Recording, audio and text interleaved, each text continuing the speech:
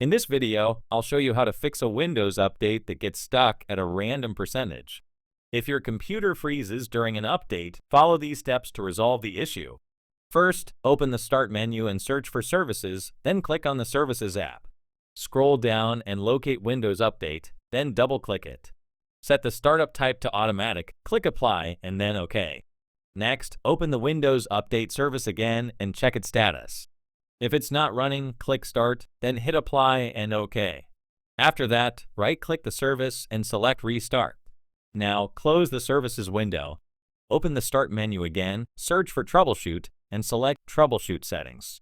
Go to Other Troubleshooters, find Windows Update, and click Run. Follow the on-screen instructions to diagnose the issue. For example, you can select I can't download, install, or uninstall an update, then approve the automated diagnostic process. Windows will attempt to detect and fix the problem. Once the troubleshooting is complete, restart your computer. After rebooting, the issue should be resolved. If you found this helpful, feel free to leave a comment, and I'll see you in the next video.